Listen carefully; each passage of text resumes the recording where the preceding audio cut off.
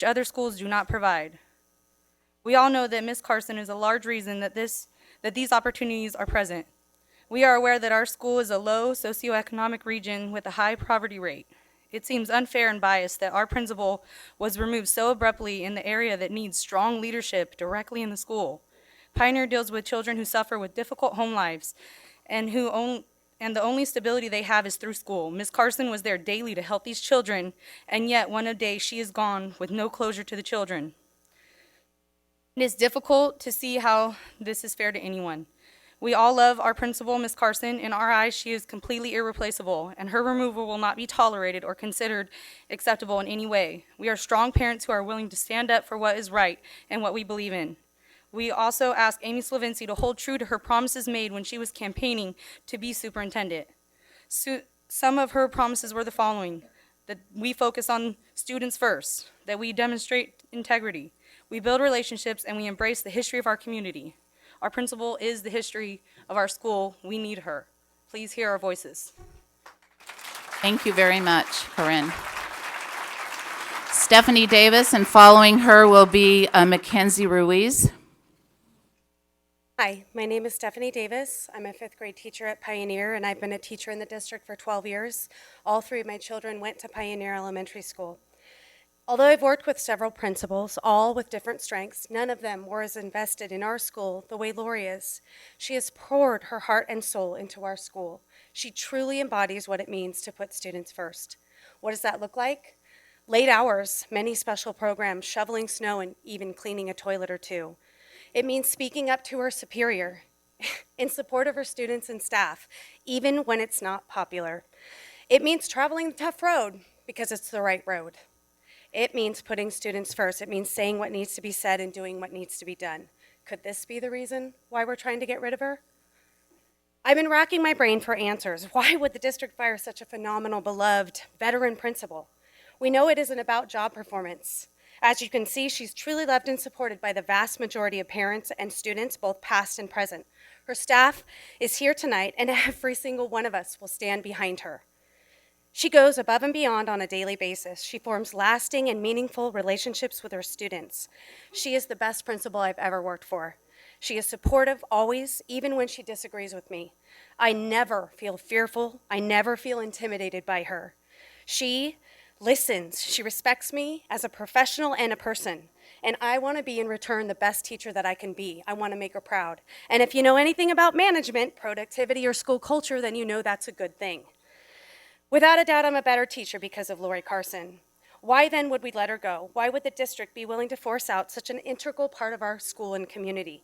What criteria was used for such a monumental decision, and who was consulted? More importantly, who does this benefit? Certainly not the students, parents, teachers, and staff. Got to be asking who. Is it the board, the district, or could it be the superintendent? History has taught us that people who question the status quo or question a blossoming regime are ousted. Some leaders feel threatened by people who question them, but strong leaders feel empowered by the skeptics. Strong leaders recognize the value of these people and embrace them, for these are the people who will keep them honest. You, the board, are supposed to be the balance of power, and I hope tonight that you ask these tough questions before you vote. Be skeptical. Ask questions. If it seems vague, doesn't make sense, you know Lori, please ask more questions and seek the truth. I stand here before you tonight and I'm nervous. I am fearful. I'm a single mom with one income. I have 3 children, 1 in college, 2 more will be soon enough. And I wonder, have I just placed a target on my back? Am I next because I won't put my... Am I next now that I won't fall into line, keep my mouth shut, and lower my head? And is this how all of our principals are feeling? Is this the kind of district that we want here in Amador County? What kind of role model would I be for my students or even my own children if I didn't fight for what was Stephanie. right? Thank you.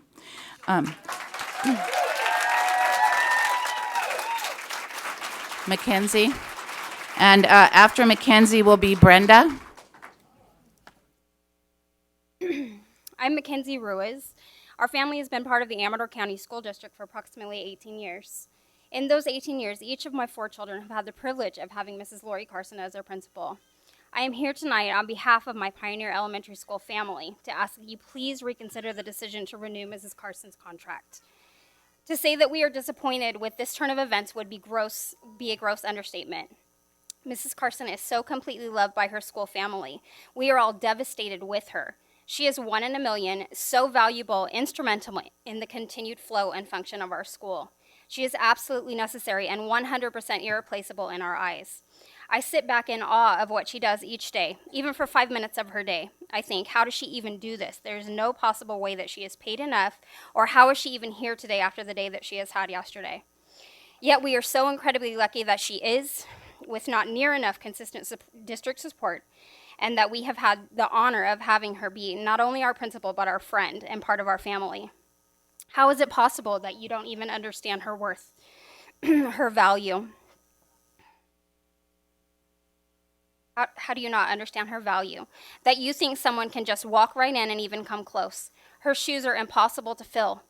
We feel hurt, unseen, unheard by this injustice. I can only imagine how she herself is feeling. I'd hate to think that she is doubting herself or what she has brought to the table in all of her wonderful years of service in this community. She is strong, patient, kind, caring, compassionate, and hardworking. She is all heart, always above and beyond what is necessary. She is personal. She fights for what is right, and she goes to bat every single day for her teachers, for our families, and for each and every child that needs to be, or for what each and every child needs to be successful in this life. Not just some kids, each and every child. She shows up early and she leaves late. She has traveled to Stockton Heat hockey games on her day off to help organize and lead our children in singing the national anthem. It's who she is. We are a visual and performing arts magnet school because of her. She is the music and the art, the color on the canvas. She is love, all the very best kinds of love, and she is so valued by her Pioneer family, valued beyond measure. I am heartbroken that it seems like that might not matter, but she does. She matters, she is needed, she is supported, and she is loved regardless of the outcome. We ask that these things also be considered upon making your decision. We would all honestly be lucky if she would even consider coming back after the way that this has been handled. Moving forward, we also ask for more transparency while making these important decisions that directly affect our families and our children's future. It is difficult to move forward and trust that you have our children's best interest at heart when you continually prove yourself unworthy of that trust. Thank you for your time. Thank you. Okay, after Brenda would be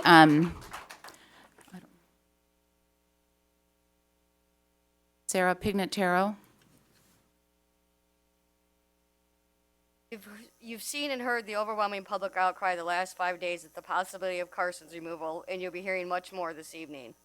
I believe the conflict between Mrs. Carson and Savinsky is purely personal. Savinsky has been saying for almost 3 years, students first. It's time we actually start putting our students first. If the board votes this evening for the removal of Mrs. Carson, immediate action will be initiated calling for a recall of board members. I have spoken with the Registrar of Voters Office, and I was assured their conference room would be at our disposal.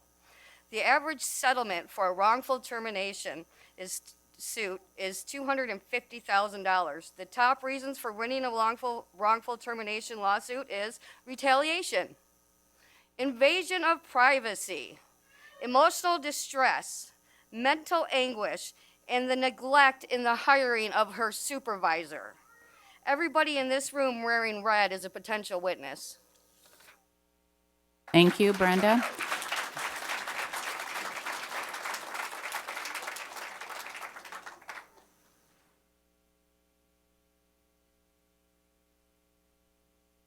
Our school, Pioneer Elementary, Visual and Performing Arts Magnet Honey, School. could you please use the mic so we can all hear you? Thank you, dear. Our school, Pioneer Elementary, Visual and Performing Arts Magnet School, is being threatened with the loss of our principal, Miss Carson. And as a 6th grade student there, as well as many others, we want to know why. I may not always know the reasons behind what and why things happen, but what I do know are all the things we have lost at our school. Our band teachers, various music teachers, our theater teacher, choir, our guitar teacher, and the only principal most of us have ever had is being forced to leave. Miss Carson has done so much for our school and has supported us through many times. There must be other alternatives for the school board to cut costs and not have our principal lose her job.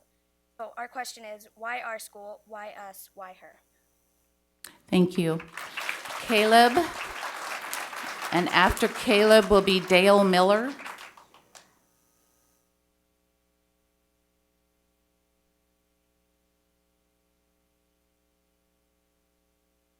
Honey, go to the other mic. Yeah, it's lower. There you go. Hi, I am Caleb Bernaco. I'm 8 years old, and I'm in third grade. I go to Pioneer Elementary, and I've been there for 4 years. I'm going to tell you all the amazing things Miss Carson has done for us. Miss Carson has helped us through hard times. For example, when me and my friend got in a fight, she helped us talk it out. She's helped me when I got hurt emotionally and physically. And it's sad that something, I don't know what, is more important than what she has done for us. It is hard to imagine Pioneer without Miss Carson. I wouldn't have the courage to do art, dance, and sing. These things make me want to do better in school. I really hope Miss Carson can stay and support us. Thank you for your time. Thank you. After Dale Miller will be Raya Gallegos.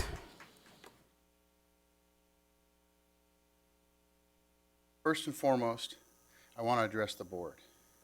You were elected to be the voice of the people. You're looking at the people.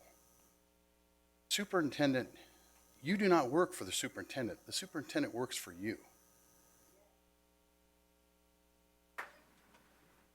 The superintendent has a problem with Principal Carson because she stands up for our kids. You should not be her puppets. You should stand and be counted, much like our votes will be. If this is allowed, your board will never recover. This is a chance for you to show that the trust placed in you by the voters was not misplaced. Do the right thing. Pioneer Elementary School is an amazing school. Much of that can be attributed to the presence of a principal like Ms. Carson. You were there and watched her in a day-to-day job. You would not even think of removing her. She is one of the hardest working professionals I've ever met. We are here because she is worth it. Our children are worth it. The superintendent may think that this is a stepping stone job. Our children are not stepping stones. Thank you.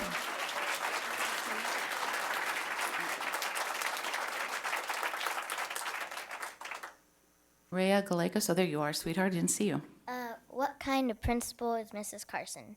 She is a loving, caring, helpful, wonderful, and fair principal. She is always helping us with school events, and she is kind to us and is there to greet us with a smile on her face, which makes me feel happy and appreciated. She is there to talk to us when we are having a rough day in a way that makes us feel safe and comfortable. She is always there for us and supporting us. She never lets us give up and pushes us to do more. Our school is like a huge family, and she is keeping us together in the big, giant family that we are. This is the kind of principal that Miss Carson is. Thank you. Okay, Jerry Miller and then Doug Carson. Jerry Miller.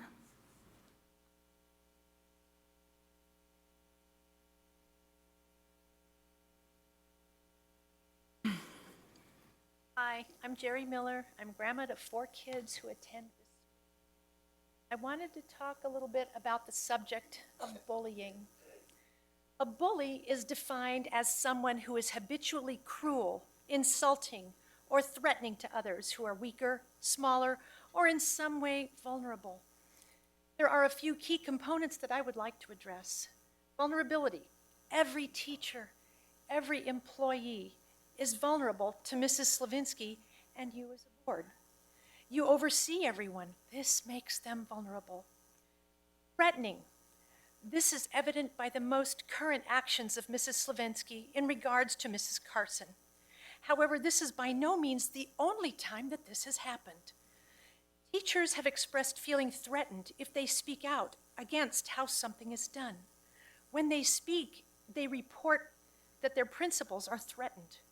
For over a year, teachers and community members have come before this board to express these feelings of retaliation and threats for speaking their job to advocate for the kids. This means, for over a year this has been going on, this means that this has been a habitual occurrence, not just once, but many times. So as I look back on the definition of bullying, yes, it is habitual, yes, it is threatening, and yes, it involves a vulnerable party. We have a bully. Let's look at the second definition of bullying: to cause someone to do something by means of force or coercion. It seems like this one is straightforward. Mrs. Slavinsky, you are forcing Mrs. Carson to resign. That's it, plain and simple. We have a bully. I ask, how many of you in the audience have ever felt bullied by someone up here?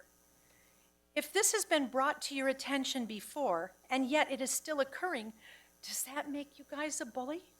An accomplice? A bystander? If a teacher learned of bullying and did nothing, would they still have a job? It breaks my heart to think that a teacher, who is somebody that you should really be, that's your frontline person, is given such little respect from this board, and a principal even less. How can that be? If a teacher learned of bullying and did nothing, would a teacher still have a job? What are you, as our board, going to do? You may not fully agree with this statement, but that's not the point. The point is your staff, your constituents view it this way. What will you do? Will you continue to turn a blind eye? Will you continue to be a bystander or a bully yourselves? Or will you stand up for what is right? Thank you very much. Thank you. Doug Carson, you're up. And next, Rosie Huanako.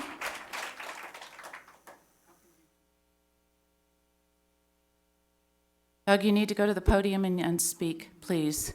Thank you. 3 minutes. Hello, I'm Doug Carson. The case before you today is about an egregious abuse of power, and you cannot allow this to happen. This case is not about Lori's job. This case is about a balance of power, about whether rules can be ignored without consequence, about whether the culture of fear under Amy Slavinsky will be increased or decreased. I hope you read my Facebook's discussion of Lori's contract and her infraction, because I'm not covering that here. If you haven't, please do so before you vote. In short, we're here because Slavinsky greatly exaggerated a minor judgment call, deemed it a negative evaluation, and then used Lori's contract that had a poison pill in it to fire her. Why is she being fired? In the evaluation, the fundamental issue is messaging. Lori and Slavinsky have periodically discussed messaging before this. Slavinsky demands that every statement in every situation be positive. And sometimes that requires stretching the truth further than Lori was willing to go. Slavinsky wanted many things kept hidden, and Lori would tell people what they needed to know. Slavinsky wanted Lori asked difficult questions during leadership, and whether or not such decisions needed further review. Lori's been proven right in the last 2 years more often than not, and I understand why Slavinsky thinks that Lori makes her look bad. Slavinsky worries about looking good, but Lori worries about being good. That's a difference, and that difference goes to the heart of the matter. Here's the question on the table right now. Should a superintendent be able to fire anyone she wants for any reason she wants? I say no. There are rules, bylaws, procedures, checks, and balances. Validating Slavinsky's decision is validating bending the rules so far as to make them meaningless. It means that you support retaliation as a management tool. The kind of retaliation she's doing is destroying the district. It's destroying it. I personally know of dozens of staff members that are afraid to say the wrong thing and getting fired. I know principals that have been hospitalized over the stress that Slavinsky is causing. Most of the district staff from bottom to top has stopped contributing for fear of retaliation. If Lori Carson can be fired on Slavinsky's say-so, what chance do they have if they speak up? We don't have a lot of money here. Our district lifeblood is people. Slavinsky's breaking the back of this staff because she isn't leading, she's dictating by fear. Not only must you stop this travesty, you have to go further. It's not enough to say that this firing is wrong. You have to put a stop to retaliation as a way of running this district. At the least, you need to censure Amy Slavinsky. You should also open a third-party investigation into Slavinsky's retaliation and begin termination for cause hearings if that investigation shows the threat of retaliation. Thank you, I do have a thank you, message from Mr. Lori. Carson. Not for the board, not for Amy, it's for Pioneer parents. Thank you, Mr. Carson. Rosie is next. Thank you, Rosie. Pioneer, And bring your after- kids back to school. And after Rosie would be Lynn Vasquez.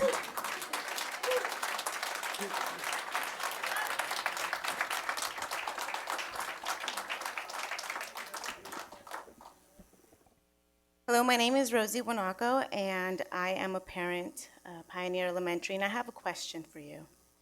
Why? Why are you forcing our principal to resign? This is a question we have been trying to get answers to since Friday, to no avail. So now, we must answer them ourselves. Possible reason number one, performance issues. Based on the outpour of support from the staff that you see behind us, they're happy with Lori. In fact, they love her. Her kids love her. So this does not seem to be a correct reason. Maybe it's an issue with the kid, but since she was offered a job as a teacher, that can't be it either. Maybe this is a solution to our budget issues. But wait, Pioneer will still need a principal, and that still costs money. In no way would we be stupid enough to try to share a principal with Pine Grove again, as that was an epic disaster. In addition, Ms. Carson is one of the most senior principals. It would seem that seniority would take effect if this were the case. One of the new hires would be let go. So logically, this isn't the reason either.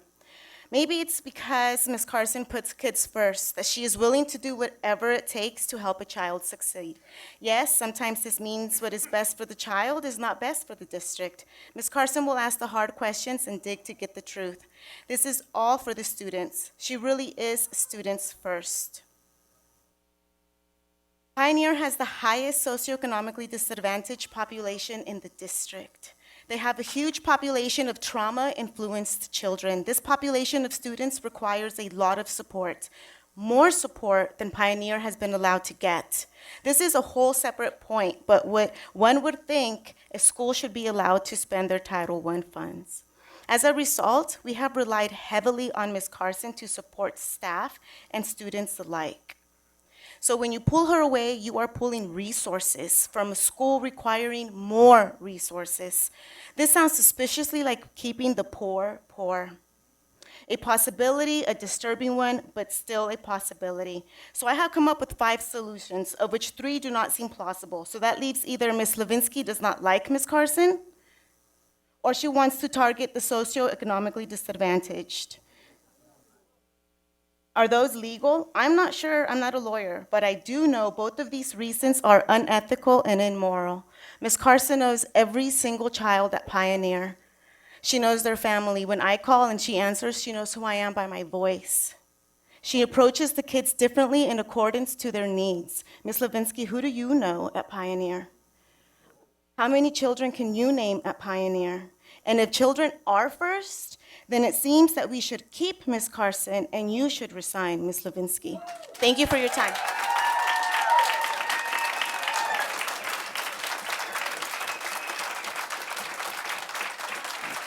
Okay.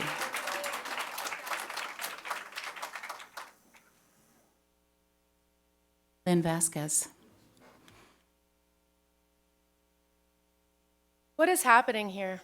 Why is our beloved principal, Lori Carson, who has been at Pioneer School for 5 years now and an administrator for this district for 12, being forced to resign? Why?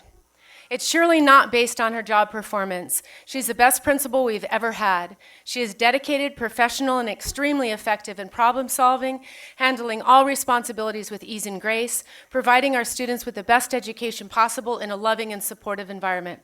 She is loved and respected by every person who has ever worked under her leadership and by parents and students for her compassion, her willingness to fight for each and every one of them.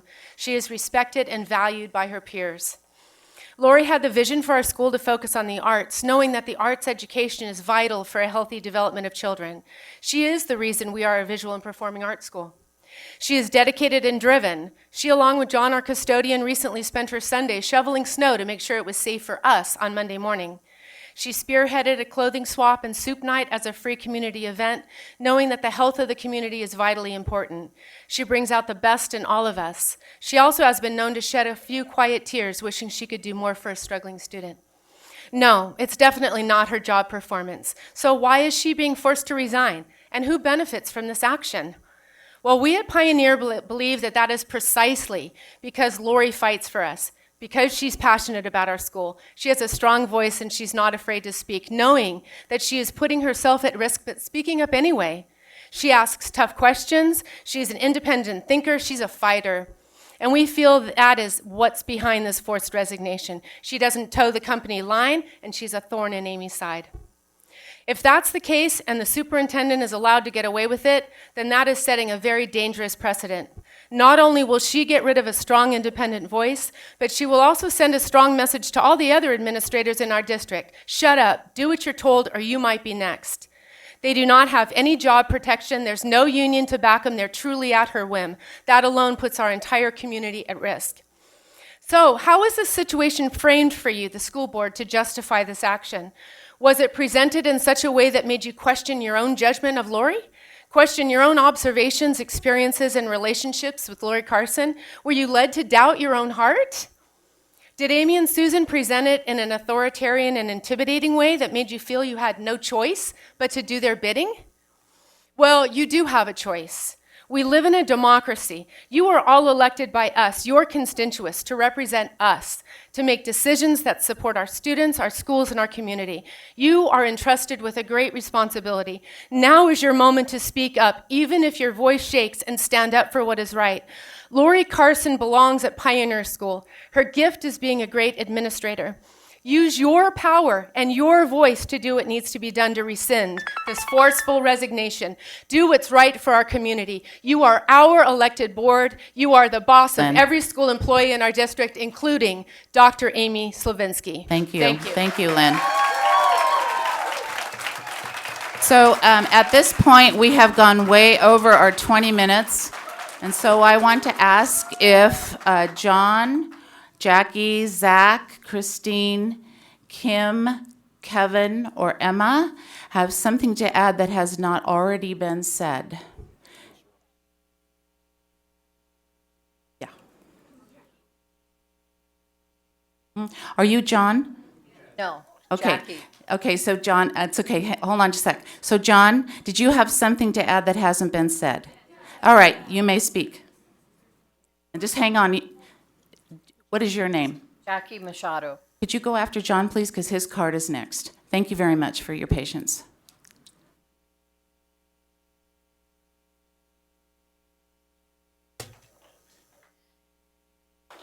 In my many years as a small business owner, I found there are two distinctive styles of leadership. One is leading with fear and intimidation. The other, leading respectfully.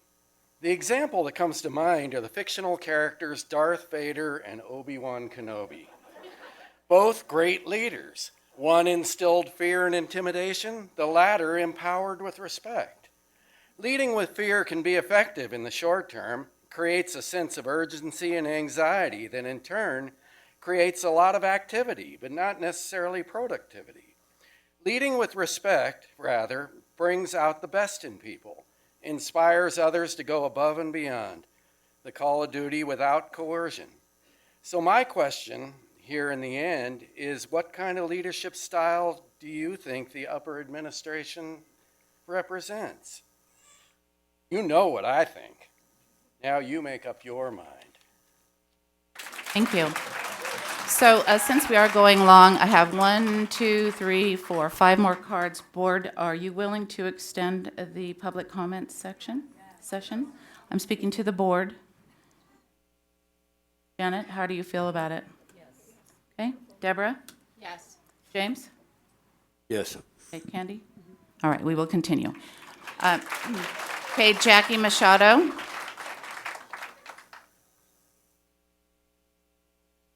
Thank you, Susan Ross, Board President, and respective members. This is the first and hopefully the last time I address the school board. My name is Jackie Machado, and I'm here to address the dismissal of Principal Lori Carson of Pioneer Elementary School.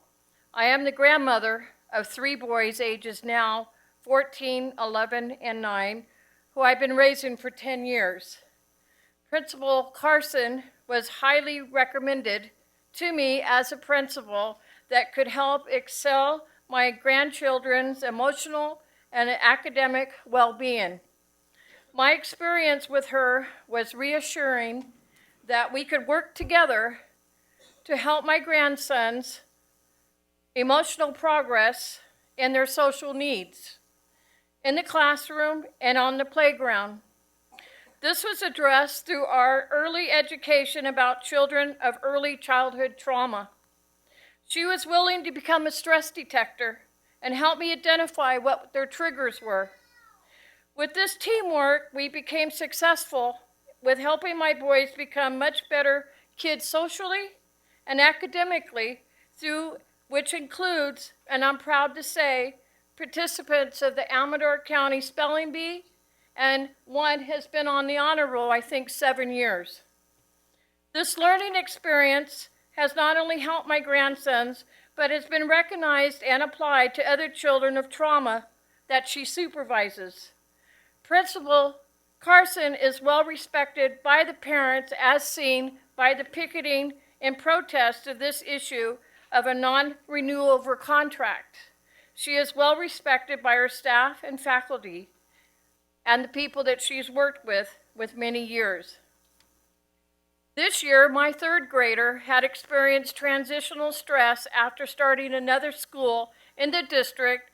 As a result of this, I had a conference with this then teacher and then principal. At this time, the principal had observed my grandson being out of sorts in the hallway and on the playground. As a result, he was placed on the fence. She proceeded in her listing of all the things that he had done wrong. I next asked her if she had caught him doing anything right. Anything. She flatly said no. That principal is the one whose contract should not be renewed, not Principal Carson. Principal Carson has worked with me through the critical years of healing with my grandson's trauma, even being a mentor to me after moving on to different schools in the district. She is a principal who works for the students and parents and not against them. Thank you. Thank you. Zach Gutzman.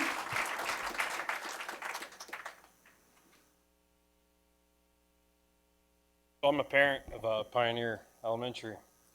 I have 2 kids that go there, and my daughter's soon to be. Every one of you guys on this board can look off into the space, look up in the stars. I seen you'd be doing it. You know, it's funny. You guys are supposed to be the leader. Every one of you. I'm not pointing the finger at Amy or you. I'm not pointing the finger at any of you. Every one of you have a job. You don't work. These teachers behind me don't work for you. You work for them. You guys understand that? I don't think you do. It's not right what you guys did to Miss Carson. She's there Sundays, Mondays, Tuesday, Wednesday. She's never there without our kids. Okay? She takes care of our kids. She goes to my kids' IEPs and takes down personal notes. I don't see you, I don't see any of you there. BS what you guys have done. You should make it right. I'm not going to point the finger and try to point saying that Amy's paid too much. I don't give a crap. What I care about are the students and the faculty that take care of my kids and the kids. Okay? Make it right. That's all that matters. Okay? The best leaders are leaders that show, that lead from the front. They don't sit there and point the finger. I've been a public servant for 14 years of my life. I've been on a lot of fires. I've had a lot of bad leaders, and I've had a lot of good ones. And the best ones have been the ones that are right there with me. And that's what Miss Carson is. She's right there with our kids every single day. Make it right. Thank you. Christine Kuntz and then Kim Hernandez.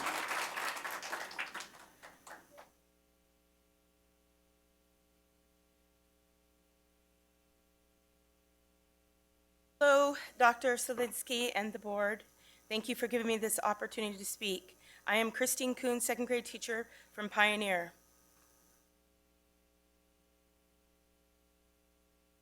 I would just like to say that this has been an incredible year so far. We have had so much growth. We've also had problems. But we've been successful at Pioneer with Lori's help. Our philosophy at Pioneer is one based on possibility. We believe that our students will grow, they'll reach the expectations that we set.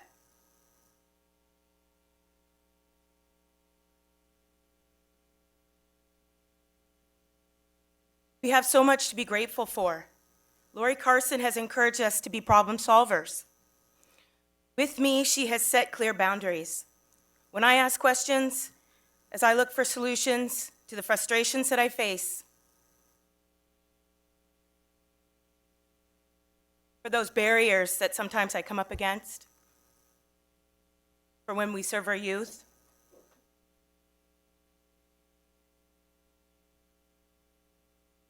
she sets a culture, very positive culture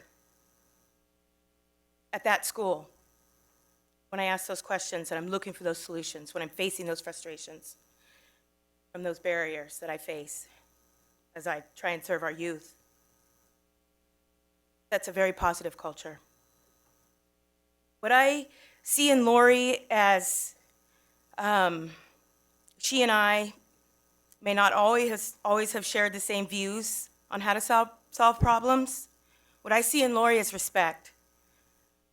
I see her fairness.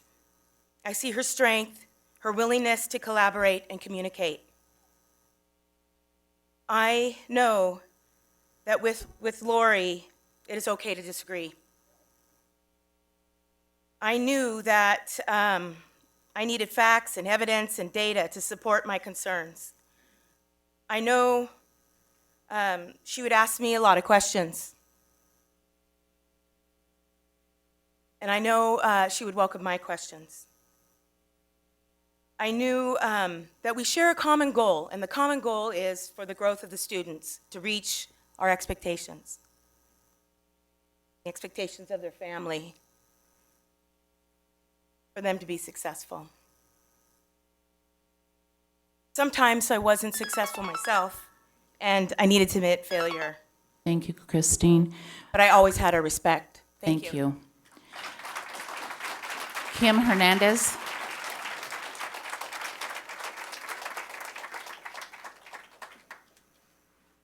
Hi, I'm Kim Hernandez. When I heard the news of Lori Carson's non-renewal, to say I was speechless and disappointed would be an understatement. I first knew Lori when she taught at Ione Elementary, where my daughter was a student. I had the pleasure of getting to know her, though, and call her a friend when I volunteered as president for 4 years at the Parent Faculty Club in Ione.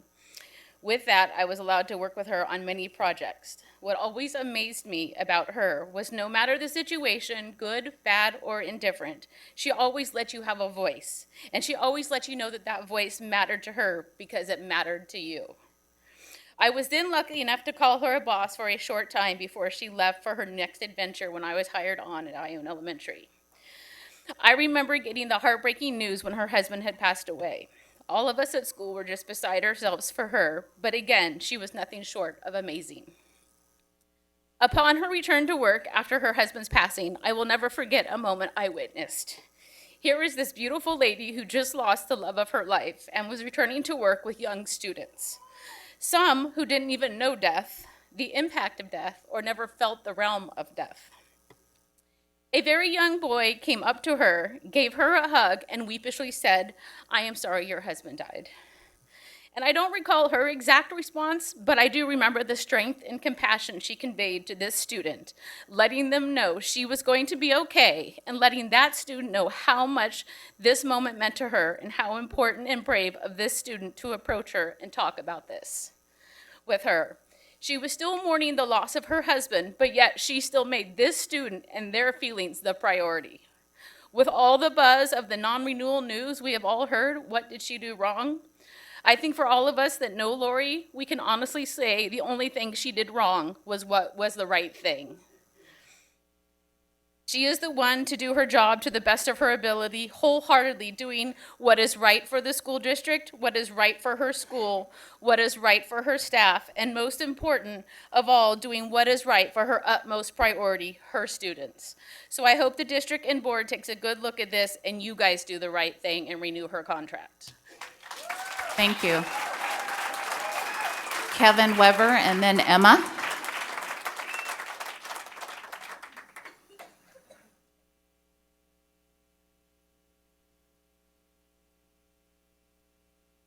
Been 30 years working in this district, and it saddens me deeply that we have not evolved into a cohesive balance of power, where all voices are invited, heard, and appreciated. The district continues to distance themselves from administrators, teachers, parents, and students. You appear to be sincere, playing the game, smiling the smile, but you are not transparent.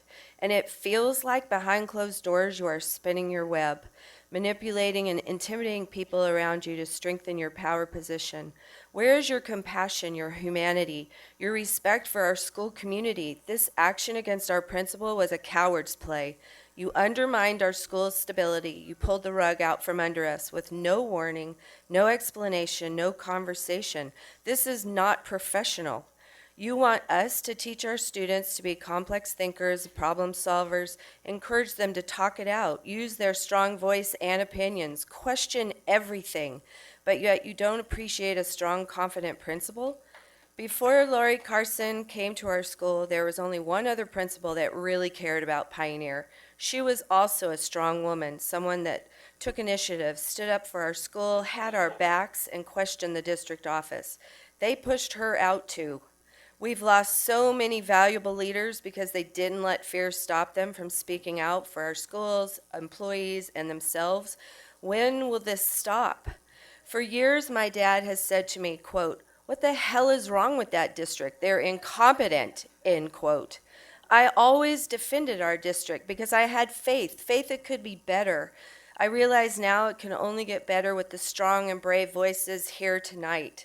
Voices that will speak out against censorship, fear, and intimidation. What you didn't realize when you made this decision is that family takes care of one another. Family will question. You underestimate our intelligence and our love for each other. This family will stand strong together. I want to have faith in you again, faith that you will speak the truth and allow others to do the same. Thank you. Thank you, Kevin. Emma.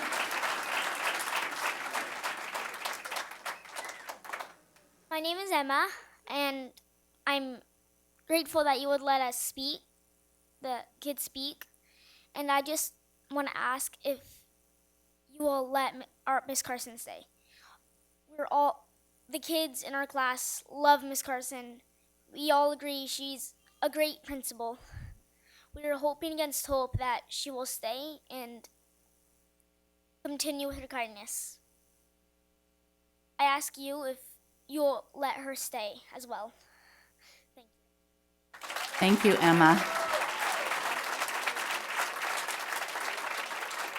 And I would like to thank everyone who came tonight to express themselves. And now we're going to go into closed session. Thank you.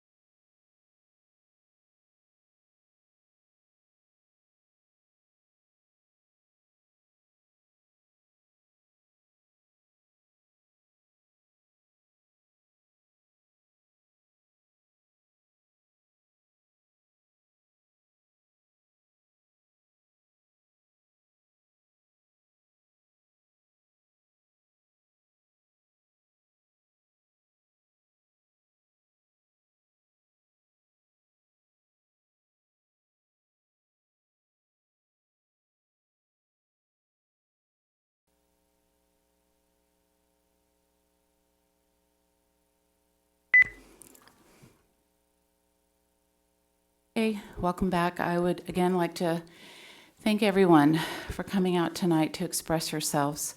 It means a lot to the board. So I'm going to report out from closed session. I have 2 items to report out. During the closed session held earlier this evening, the board adopted a resolution pursuant to Education Code 44951 and authorized the district superintendent or her designee to notify a director of release and reassignment from his or her position by the following vote, unanimous vote of 5-0. Also, during the closed session, the board adopted a resolution pursuant to Education Code as Section 44951 and authorized the district superintendent or designee to please notify a principal of release and reassignment from his or her position by the following vote. A vote of 4 yes, 1 no, member James Marzano. Thank you. Okay, we're going to move on to Superintendent Slavinsky. Any additions, deletions, or corrections to the agenda? No, there are not. Okay, Mr. Vicari, who do we have saying the pledge? Okay, please stand for the pledge.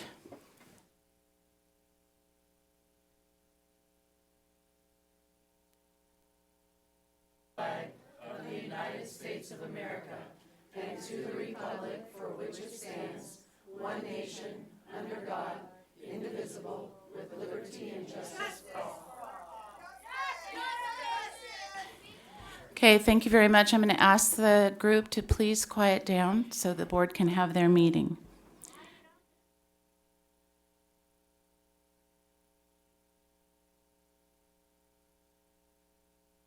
Okay, we're going to move on to presentation and recognition, 9.0. Okay, thank you. Please quiet down so the board can have their meeting. This is the meeting of the board in public, not a public meeting. Thank you.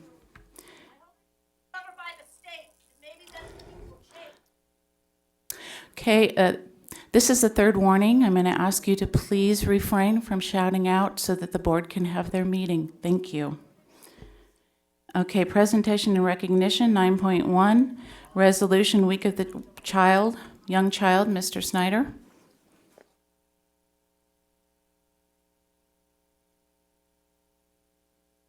Thank you, President Ross, members of the board, members of the public, and superintendent.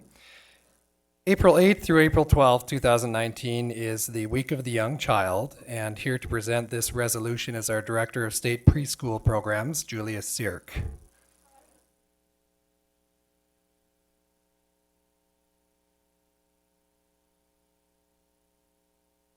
Thank you, Mr. Snyder. The recognition of the Week of the Child is based on an annual celebration nationwide to focus on public attention on the needs of young learners and their families, and to recognize early childhood programs and services meeting those needs. The resolution number, recognition of Week of the Young Child for Amador County. Whereas the Amador County Unified School District, Amador County Superintendent of Schools, and other local organizations, in conjunction with the National Association for the Education of Young Children, are celebrating the Week of the Child from April 8th to 12th, 2019. And whereas by calling attention to the need for high-quality early childhood services for all children and families within Amador County, these groups hope to improve the quality of and availability of such services. And whereas the Amador County Unified School District partners with many early childhood providers and nonprofit and government organizations to leverage resources and create momentum in our communities to support universal access to high-quality early learning.